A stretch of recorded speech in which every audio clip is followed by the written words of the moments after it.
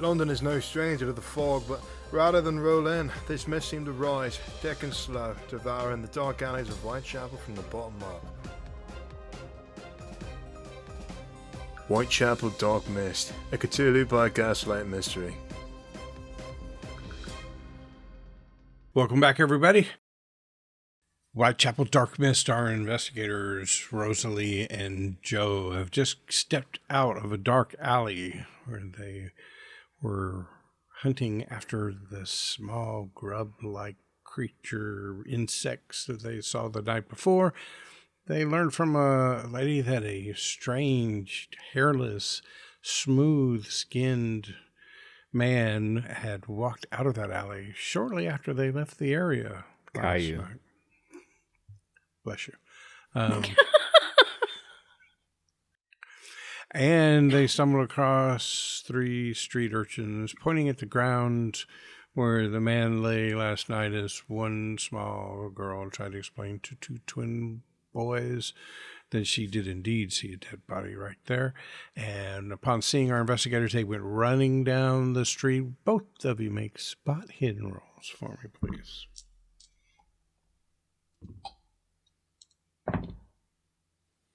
Success. 37 regular success. Okay. Rosalie, I'm not sure it would mean anything to you, but you see that the young girl who identified herself as Little Lil,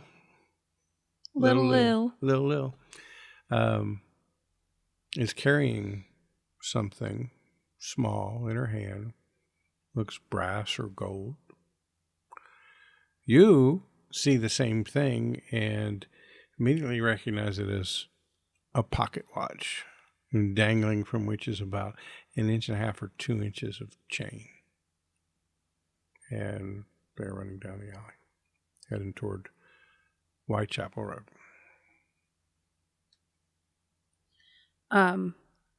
You're going to have to be the one to chase the kids this time. Did you not put anything in track? I did put something in track. Okay. But I just don't want the stigma to follow you any further. Yes. Do you chase children? Yeah, we're not going to do it as a chase scene. If you'd like to go after them, just let me know. So I am going to go after them, but I'm going to call ahead. And what's a coin called? Like a pound? penny farthing. A penny farthing. I'm going to call out to them and be like, hey kids, I've got some penny farthings for you if you can help me for a second. Roll a persuade.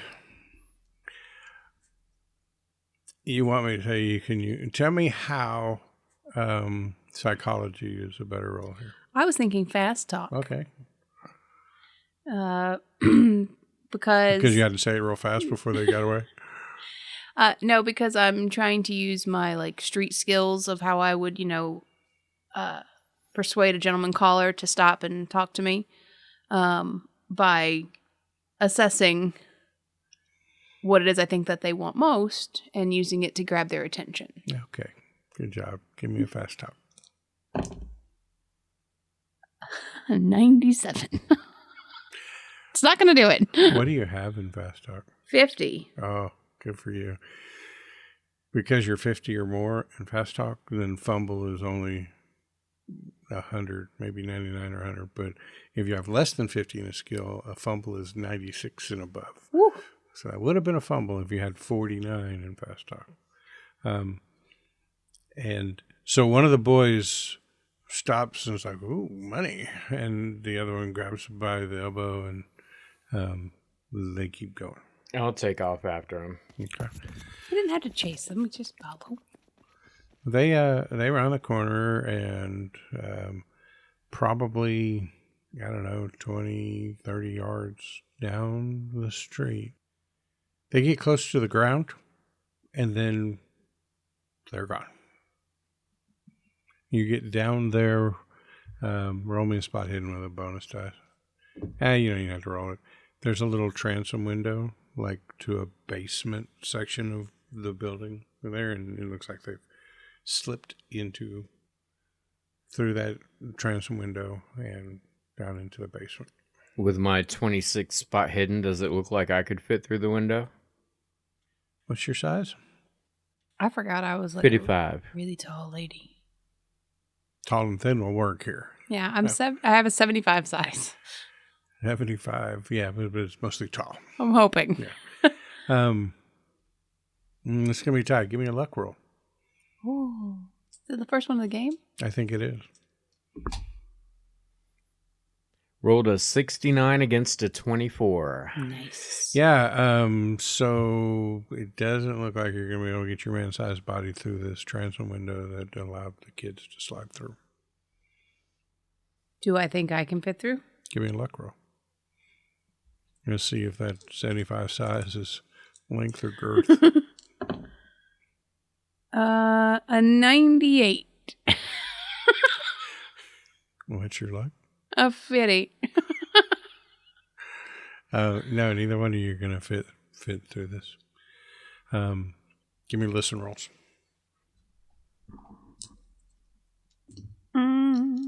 98. Oh my gosh. A 60, which is a fail. Against a 40. You want to buy it down for 20 luck? No. Okay.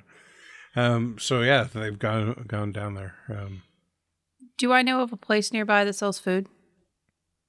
Like real close by? There are a lot of shops along, like Whitechapel Road is mostly shops. There's occasionally,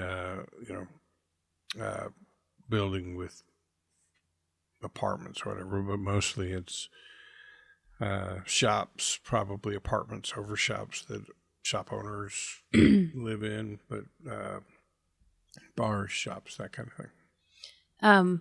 Joe, stay here for just 1 second, and I'm going to run up and I'm going to go buy something like a sweet roll or something sweet and fragrant and warm, something probably really kind of nice, and come back with it. Sure, give me a luck roll to see if there's one nearby. An 89. Yeah, you realize that you're gonna have to go a block or more to find some food. Do you want Never to keep mind. going? All right, so I'm going to pull out my shotgun. no, I'm just gonna like knock on the window, the transom window, and maybe try to like push it open a little bit and be like, hello? Shh, be quiet. They'll all go. Just everybody stay still. I just need to talk to you. I'm not here to bother you. I just had to ask you a couple questions about the man that you saw, because I saw it too, and I had a question. And you hear a little logo. See, I told you there was a man. Oh. And then you can hear a hand clapping over her face. Like, she realizes she just screwed up. And Lil, would you happen to want to sell that watch? I'll give you money for it right now. so peering in the window, you see a little head peek out from behind like a crate or whatever. This looks like a basement room for some apartment. No other entry into here. There's a transom window and a door with a few steps up to the door. And I don't know, it doesn't look like that door gets used. Like, this is their little hideout. Right. Well, how much are we talking? How much do you think it's worth? I think it's worth... And she starts to say something to one of the boys. Say £2. I think it's worth £2. It's gold, it is. I will give you £2 and an extra pound if you'll answer a few questions for me and my friend Rosalie here. And I'm going to pull out the £3 and dangle it in the window. So you probably hear some muffled discussions among the three of them. And then finally, Lil steps out and walks up to the transom window, and the light from the day that's casting some light into there, you see very small, scrawny. After hearing her talk, you're pretty sure she's at least 9, maybe 10, but she's smaller frame. You could think she's 7 or 8, but just the way she talks, her intelligence level that becomes apparent to you, you realize she's older, but just small, probably from living on the streets and malnutrition, that kind of thing. Dirty face, blonde, stringy hair, a tattered peasant dress on, and she walks up and,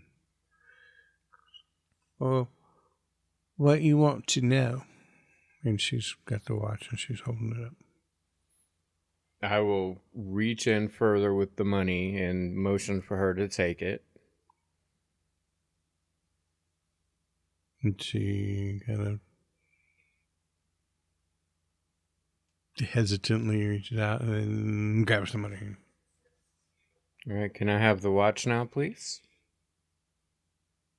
Same thing. She reaches out hesitantly and hands it to you. All right. Rosalie, do you have anything you'd like to ask of her? Lil, that's your name, right? Oh, they call me Lil. Well, little Lil. My Not name... Little Lil, Lil. Lil. I apologize. I'm Rosalie. Rosalie, I've seen you before. You never saw me, but I've seen you. You go off with some fancy West End gentlemen that what come down here looking for a time. Yes. And that's the great thing about kids like you. You see a lot, and a lot of people don't see you, right? Right. You know all about the comings and goings around here. Well, we have to make our business know what's going on. How else we going to survive? Well, I can appreciate a young businesswoman like yourself. So last night, I was out there as well. I saw the man. See, I told you there was a man. Tell them that there was a man and that he was dead as a doornail. Dead as a doornail. Absolutely. It was gruesome. But I had a question. Can you tell me what you saw? Leading up to, did you see the man approach that area, or did you come up after he had already died? You won't believe me. Try me.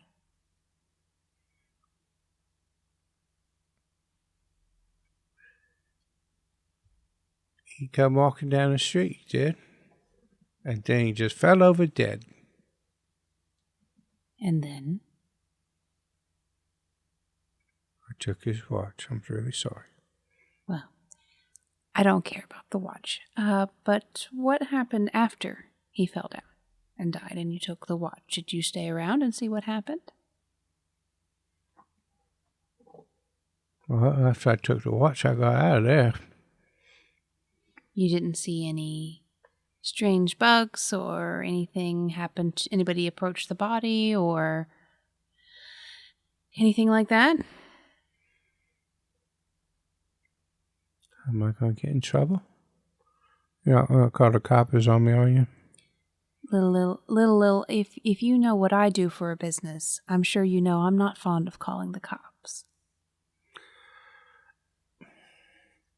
Barbara, Stink, come out here. So, those two twins, Bobber and Stink. Nice names. Thanks. They come out. I just got £3 off these folks for that broken watch. She gives a quick little look over at you guys and snickers a little bit. And she's like, Stink, show it to her. And Stink reaches into his little satchel or whatever, really just leather strap and a little bag on the end of it, and pulls out a little jar, and in the jar is a little bit. I caught it last night. I gave it to Barbara. He gave it to Stink, and I really can't tell them apart sometimes. Which one if you've got it? And holds it up. It's like a little jar, size of baby food jar. Mm-hmm. Probably had something like potted meat, or cream, or balm or something in it. And he holds it up, and in there is about 1.5 inches long white grub with many, I don't know if it's 8. It's hard to count. Things moving around, skittering around inside there. But there's no flesh on these legs. They're just like bony protrusions that it's using to skitter around inside of it. And it's constant movement. Like it is constantly trying to find a way out. Do you mind if I see that? I found it. Right. And then Stinker, well, it's mine. I give you £1 for it. Oh, no, never seen nothing like this before. You drive a hard bargain, sir. How about £2? But I named him and everything. He's my pet. Well, what would you take for him?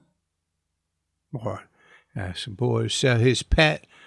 Well, just priceless, the love of a pet it is. £5. It's been nice knowing you, Georgie.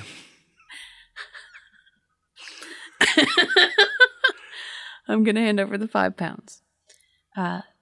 Oh, what's going on here? And you look up, and standing there with a unnaturally deep voice for what looks to be a 12 or 13-year-old kid. And standing next to him is what must be an 8-year-old kid, or maybe even younger. But you can immediately see a familiar resemblance. And then the 13-year-old says, what's going on here? And little Lucas, Froggy, we just made £8 off of these idiots. And £8 are the location of our secret hideouts worth more than £8. It's going to be hard to pay with you free. What's this all about, then? Looking just as tough as a scrawny 13-year-old can be. I am going to stand up and brush off the dirt, filth on my knees from the alleyway or from the street, and going to reach out a hand and say, Joe Carter.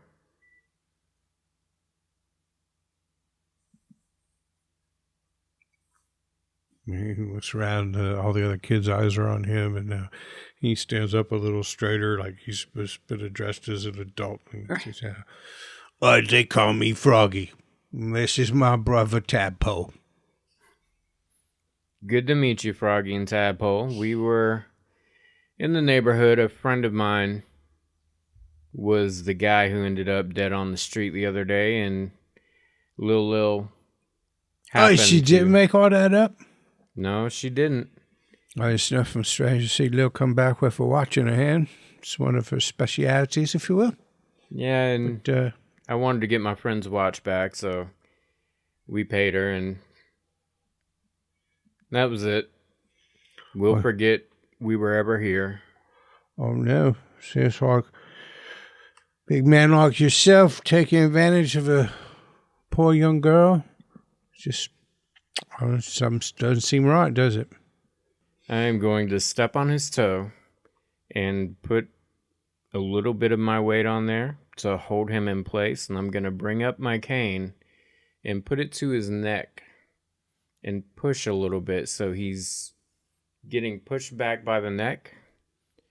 And I'm going to say, we've taken advantage of no one yet. And you would do right to learn a little manners when you're around your elders. Would you like me to roll an intimidation? Sure. He's like, I don't want to chase kids because the stigma. Instead, I'm going to just rough them up. 51 to a 60. All right. Yeah, he is intimidated. I'm sorry, miss. I don't mean nothing by it, but well, now we've got to find a whole new place to live and everything because our secret hideout's been revealed, and these three in here, they're just always messing up like that. And I've got this like family we are, and I've got to take care of them. And just look what you've done now. Well, I'm going to remove my foot and the cane and say, well, you might want to cut her a little bit of slack. She's doing her best, and y'all have made quite a bit of money off of the watch and this other thing, so maybe go a little easier on her. Plus, Froggy, I think you have quite the business venture here on your hands. These kids see a lot, they know a lot, so when people like us come looking for information, having a central location where we can find that information and pay good coin for it, it's not a bad business proposition for a man like yourself. We see everything in Whitechapel. I know you do. Skulk about in the shadows. One day I'll even go to work for Markham myself. We've got quite the enterprise going. And if you keep up that business-like mind of selling information around here, you can make a pretty penny. Well, we can give you information. What kind of information are you looking for? I'm wondering if you guys may have seen a funny-looking man maybe walking around in nothing but his birthday suit. The little giggles. She said birthday suit. I think she means he was naked. He was naked. And the boys start laughing, the twins. He looks down into the transom window, and three of them down there kind of nodding their heads, and he doesn't bother looking down at Tadpole, as if he would know anything the Tadpole sees. Well, I've seen nothing like that. Well, we've seen some going-ons, though. Anything having to do with that area of town last night? Anything strange right there where that man was found? Well, apparently, what we all thought was another little lie was little telling the truth. So she's someone who knows about that. It's a good time of night for a picker of pockets to be out. And that one just kind of, no pun intended, but just kind of got laid in her lap there. Well, little, did you see anything else? Anybody walking around acting kind of shady? I saw the lady come after him, but I was in the shadows trying to get away by that time. What do you mean, come after him? She come running after him. She said, what did she say? I think it was Thomas. Yeah, she was going, Thomas, wait, we could. Yeah, she was crying and running after him. Oh, I thought to myself, well, she's going to get a big surprise when she gets to him. Did you happen to see what happened to his body? Well, I say, you walking down the street and then he just fell over dead. I caught a bug and took a watch. Right, but I feel like something happened between him falling down dead and that finding of the bug. Lil. This is important. Her chin starts to quiver. A little tear streams down her eye. Pull out a handkerchief and wipe it away. You can tell me, it's all right. He didn't just fall down and die. He stopped in the middle of the road. I was on him and I was over next to the cans on the street there, and I was on him because I could see that watch chain going from his belt to his pocket, and I think I could get that. And he just stopped dead in the road. And he looked up, his eyes got real big and wide, and a big smile on his face. And then his stomach exploded. What came out when it exploded? Millions of little Georgies. Right. And they all went down the alleyway. I got the... Can I say it? She gets a little nod from Froggy. I got the fuck out of there, I did. Well, I appreciate you telling us about that. If you see anything else strange, or hear anything else strange, you'll let me know, won't you? There's more coin in it for you. Be our business secret. Well, strange things go around all the time. Like, you mean like the missing guy I saw got taken down to the cemetery? That would be freaking kind of strange, right? That would be strange. Why don't you tell me about that? And she starts to tell you, and then Froggy reaches into the window. Off for free, Lil. So I'll hand her another pound. She takes the pound, puts it with the 3 pounds she's already gotten. The hand from Froggy, who's reaching in through the transom window, comes off of her mouth, turns over. She puts the 4 pounds into his hands. He puts them in her pockets. Right, so the guy they call Weasel, right? I saw some guys taking him into the cemetery 3 nights ago. They was carrying him. What guys? Anybody you recognize? Oh, just guys that were wearing dark clothes. I figure he was dead because the way he was hanging limp in their arms, and they was just gonna go dump him in the cemetery. Come think of it, that would be a cool way to hire a body, right? If somebody dug a grave for like our funeral tomorrow, and you threw the body at the bottom of the grave and then threw just enough of dirt on it, and you can tell there's a lot of intelligence in this little 9-year-old, but it's devious. Right. Shoot just enough dirt on it, and then in the morning they would put a casket on top of it. Nobody ever find that boy. That's certainly true. You have been absolutely an amazing help, Lil. If you know anything else about any of the other people that have gone missing recently, that would be helpful too. I just heard what everybody else has heard about them. I only knew Weasel because we see him on the streets all the time. So, will you be here this time tomorrow? I'll bring you breakfast. She looks up at Froggy. Froggy stands back up from where he's kneeling to reach into the transom window, and he looks at Joe. He says, "This is a good place we got here.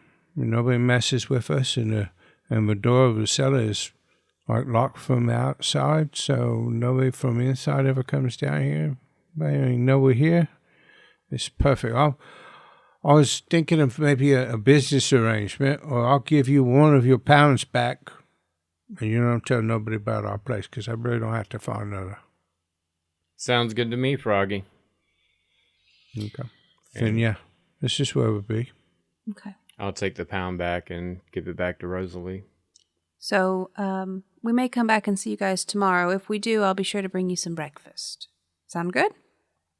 Yeah, you can tell it sounds really good to Bobber and Stink. Froggy's still a little in Tadpole's just really shy most of the time, like standing behind his brother's leg. Right. Well, Mr. Froggy, it has been an absolute pleasure doing business with you, and I'll give him a nice little He curtsy. quickly rubs his palm on his pants and holds it out to you. Pleasure. Check. Keep these children in check and keep them safe. All right? Which family? That's what we do. Good. You know by looking at them that while the twins are related, and obviously Froggy and Tadpole are related, there's no other. Right. It just doesn't appear. It's like street urchins hanging together and calling themselves family. Gotcha. All right. So you're now the proud owners of one broken watch Mm-hmm. and a bug in a jar Yes. and some information. Wow. So let's head back to the police station. Yeah. Give Reginald the bug, and then let's head over to the cemetery. As we're walking to the police station, it may cost us, but Lil has an alibi for Livy. If we could get her to come down and tell the officers what she saw, they may or may not take her word for it, but we at least have somebody who can witness that she wasn't the one who killed him. Yeah, But I know a little better than to bring a street urchin into the police station and ask for them to release a suspect on their word. Would I, from past dealings with the officers or law knowledge or anything like that, happen to know if the testimony of a 10, 11, 12-year-old child would be useful or not useful in 1890s London for somebody?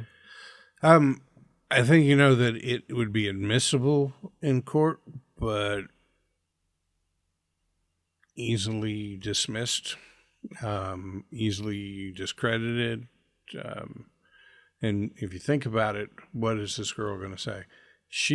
Livy didn't do it because I saw this guy's body explode and a million maggots come out of it, and he dropped to the ground. Yeah. So, your good friend Reggie probably wants explanations that will be easier to put into his paperwork. Rosalie, I agree that it is an alibi, and I think I'm a little firmer in my own belief that Libby had nothing to do with it, but I don't think it's going to work for Reginald's purposes, and I think we need something a little more solid before we try to take it up there. But with having the bug, possibly what we've heard, and we actually do have evidence of some kind of weird bug, we're getting closer. Now, do you think we should take the bug to the police, or do you think maybe we find a scientist or something to take it to? The police will take it into evidence. Most likely. I think we do take it to the police and at least let them know of the existence of it, and then we could talk to Reginald about taking it to some sort of specialist, because it's obviously exotic. Obviously. We've never seen anything like this on the shores of Britain before, so might be helpful to find out what's going on. Possibly because he's in the import business. It could be something that came in on a ship from across the pond or continent, or maybe even Africa or India. Definitely. So, let's head to the police station and update Reginald. Okay. So you get to the police station. I'm going to say it's probably getting around noon. Sun's still shining. It's a pretty nice day. You get there and you find Reginald back in the detective's bullpen. Now, there are... he's been working on his board. Right? He's the kind of guy, like, I just put it all up here, then I can stand back and look at it, and the solution's just going to jump out at me, right? But on the board now are photographs, which probably took some work. There's a photograph of Thomas Blanton that presumably got from Wendy when she came in, and it's over his name. And there are photographs of two of the other three gentlemen. So Scott Woodrow, the factory worker, Philip Bradford, they both have photos over them. Weasel Pike, there's no photograph, but there's like a box drawn on the chalkboard or whatever, and then like the silhouette of a head. There's a dude, but we got nothing on him. And then right next to that is written the word Jacko and a question mark. And yeah, so he's been working on his investigation, specifically his board. So, you're going to say, hey, Reginald, got a little for you. I'm going to pull out the pocket watch and kind of toss it onto the desk and say, we came across some kids. One of them had this, gave us a little info about that night. So he'll pick it up, turn it over, look at it, he'll push a little button on the top, the door flips open, and he's George Blanton. So must have gotten this from his father or something. And he places it in a little box on his desk, like he's gonna put that in inventory. So a child, you say? Yeah, one of those little street urchins in the area saw the pocket watch and was about to rob him, and said that all of a sudden he had a huge smile on his face and his stomach exploded, and a million of these little guys, and I'll motion over to Rosalie, a million of these little guys, and she's holding up the bottle. A million of these little guys came storming out. He grabs the bottle and he holds it up kind of to the light and a little above his eye level, so he's peering up into the jar and he's turning it around. The insect bug thing in there is still like constant moving.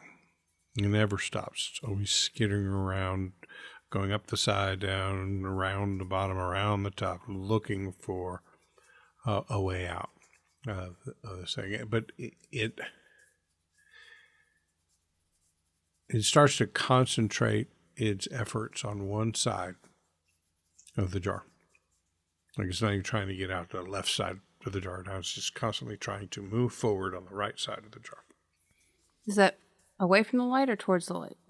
Where he's holding it up? The lights are overhead. It doesn't seem to be connected to the light. Is it towards Reginald or away from Reginald? Away from Reginald. Okay. I think we'll find it's in a particular direction until it gets to where it's trying to go. Okay, I was just asking. But aside from that, I'm gonna say to Reginald, Kid also said that he was alive and died, and then Miss Libby came running up and embraced him, that she had no cause of causing him harm. All right, so I need to speak to this child. Good luck. Well, can I at least get a description? Did you get a name? All right, so I'm not buying this. The body exploded bugs. He was walking down the street. It'd be impossible. So this is probably just a street urchin who's been paid some money to cover for Livy. I mean, her madam was in here this morning trying to throw money around to get her out, and we had to put a stop to that. So what else to do with her money? Go buy an alibi. Okay. Well, in that case, this bug here isn't state's evidence, so we'll be taking that back. You can keep the watch because it definitely is state's evidence. And we'll let you know what else we find, and if you want to believe it, you can. If not, whatever. Yeah. Never my intention to insult you. I'm trying to use an analytical and investigative mind here. Well, let's take, for instance, that his body just exploded and a bunch of bugs came out and they left and there was no heart, lungs, stomach, or whatever in there when they left. It's physically impossible that this man was walking down the road. I agree. Ergo, ipso freaking facto, the story of the exploding bugs out of the stomach can't be true. I know it doesn't make any sense. We're still looking into things. But bear with us here. I'm telling you everything we find out as we find out. And I appreciate it. I don't believe you're concocting these stories. I believe you're telling me what witnesses have told you, or presumed witnesses have told you, and I appreciate it. We decided we'd work together. Here's what I found out. I got pictures. Look. I saw. They're very nice pictures. So now we can maybe be a little more thorough in our search for the missing gentleman. We know that Thomas here is dead. Preliminary reports from my uniforms are that several witnesses from the Copper Lion are indicating that Jacko Simmons was his name, ran off into the fog to escape a beatdown from another man, though there are some that are claiming, as you said, that the fog was to his back. It wrapped around him and snatched him off the ground and took him away. But it's superstitions playing with people, I suspect. Our kid friend also mentioned that she saw a weasel being carried into the cemetery by two men with dark clothing. We were about to head there and see what we could see in that direction. Well, given what I suspect about the veracity of what the child has told you, I don't feel I can put any of my men on it. So if you'd like to chase down that lead, absolutely. Our arrangement maintains. You'll share information with me. I'll share information with you. All right. A quick question, Mr. Reginald. Most of these I see it notates fog on all of them. Are the stories as murky at best for the other disappearances? Everybody who's come forward as a witness, of everybody, at least one witness in every case has given the fantastical description of the fog grabbing the victim. Seems a bit more than coincidental, don't you think? I think it's a case of mass hysteria. Been a little foggier than it has been lately, and once the first one was said, with Thomas, then, word on the streets and gossip, and everybody's talking about the fog. I'm just glad they've stopped all this Ripper talk. I guess somebody got smart and realized Ripper killed women. Yes. And he never took all of the internal organs. Cases were just too dissimilar. So if they want to blame it on the fog, that's really better for the police than people running around yelling Ripper again. That's fair. Okay. Well, we will head to the cemetery then and see what we can find. Okay. So, early afternoon. You guys get to the cemetery. Roll me a spot hidden roll. Who's holding the jar? Me. Roll me a spot hidden roll. 61. I'm going to spend the 1 point of luck to make it a success. Yep. So the police station is up near Whitechapel Road. Mm-hmm. South of Whitechapel is the docks, right? You are heading east towards Christian Street, where the Whitechapel Church of England is, and then there's a cemetery behind it, right? So Whitechapel, you're kind of the northwest corner, and you're heading east, maybe heading a little bit south, but you notice that the bug is constantly trying to get out of the side of the jar that is pointing south. Okay. I have a terrible understanding of directions. So It's going in one direction. I think that's the important thing. Okay. No matter which way you turn. If you turn It's like to a the compass. left, it's acting like a compass. It always seems to be concentrating on that side of the jar. Okay. Towards the south. I'm with you. So,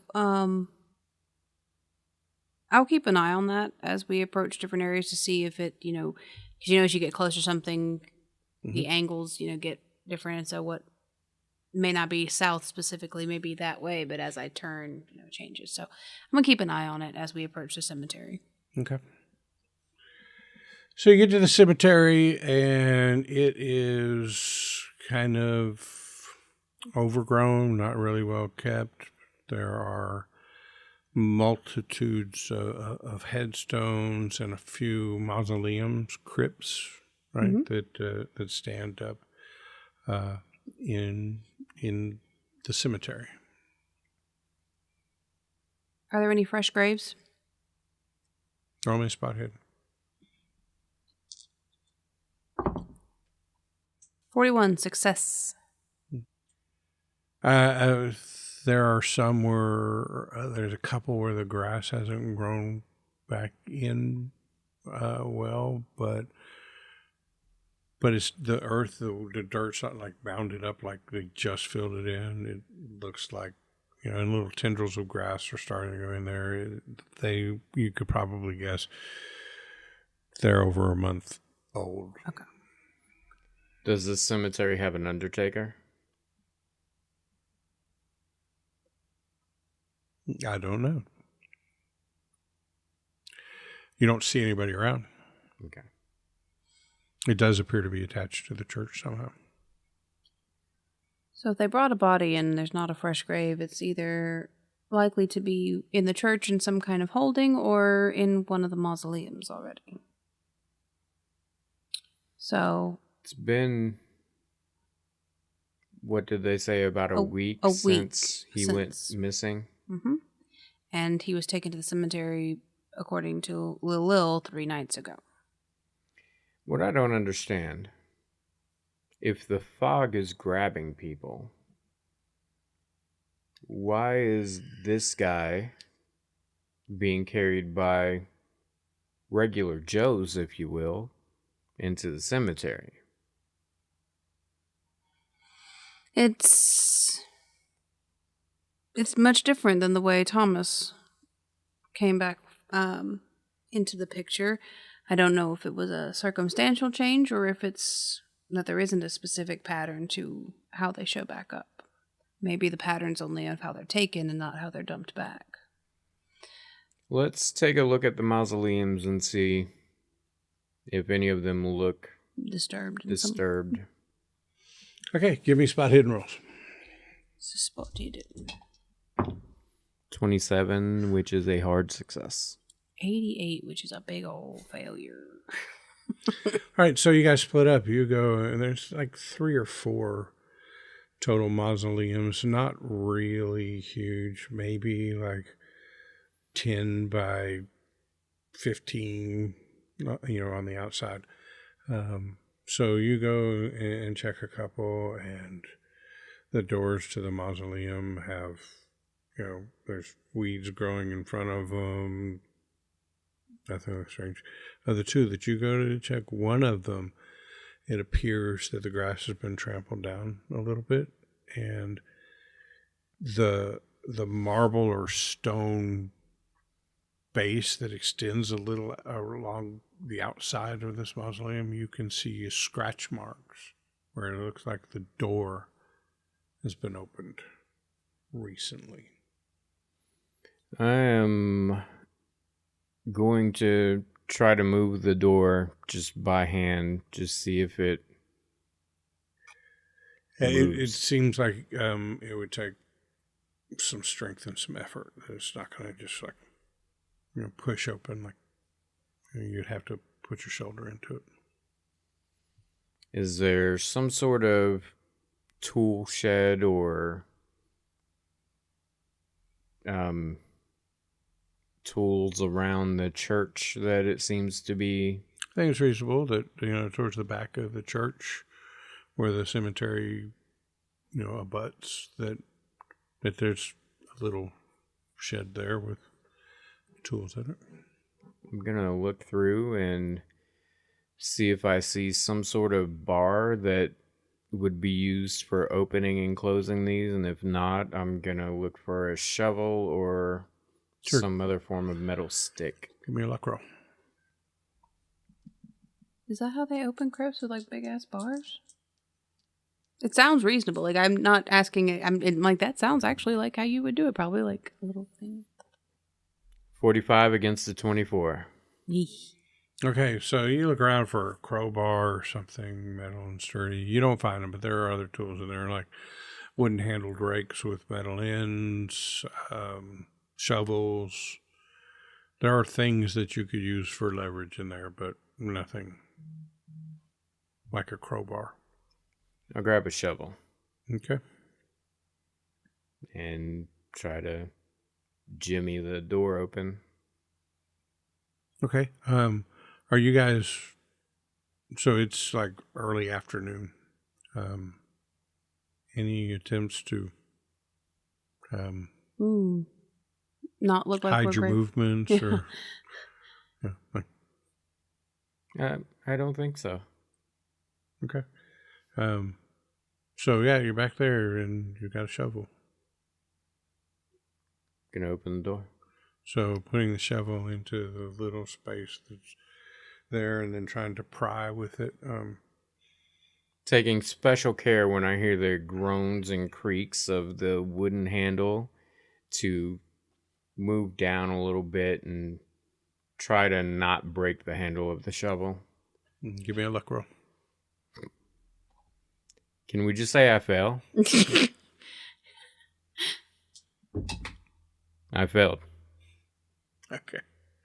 Can I? So you were taking care not to let the shovel break. It did not break, but as you're prying, you're gonna need more oomph than apparently the shovel can provide without snapping. Because every time you get to where you think you're gonna get the door to move some, you can hear the in the wood, and you stop and you trying to edge yourself around the door, trying to get a little bit more, but it's just not working.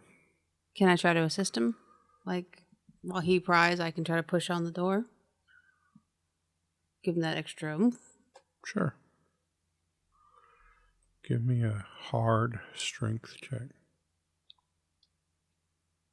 Don't have the best of strengths. It's probably better than my luck. Only barely. Oh, a 24, and I needed a 15 to get a hard success. I'll use the 9 points to get a hard success. All right. So as you're prying with the shovel, Rosalie comes over to join you and sees what you're doing, and she can hear the shovel too and how you're being kind of careful with the shovel, and she leans into the door just the right time. And the door kind of slides open, and after it gets through the first initial part of the jam and the stone work floor, then it pushes open and it gets a little easier, and there's a dark mausoleum in there. A little bit of light is filtering in from the outside. The weather is starting to change, though. Clouds have rolled in. It's not as sunny as it used to be.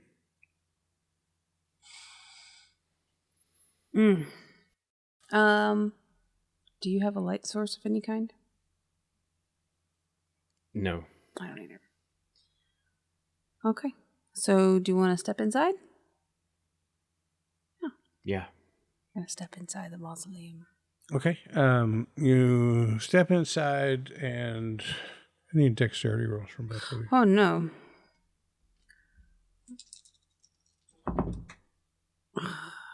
I failed. I failed big time. 81. I also failed. Oh. Okay. You step in. It's a little dark. You walk in a little bit, and the floor seems to be gone from underneath you. And you tumble in, but it's only about 6-8 feet down, so it's not like you just fell off a cliff or anything, but you tumble in there and you hit your face on dirt. And it is really dark down here. The amount of light that is shining, coming in through the mausoleum door is just not penetrating down here.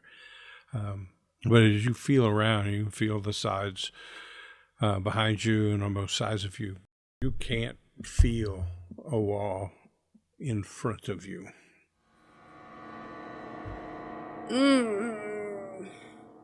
And that's where we'll stop for the night.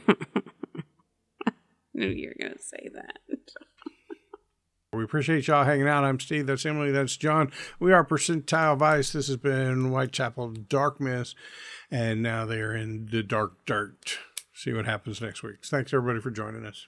Bye. Bye.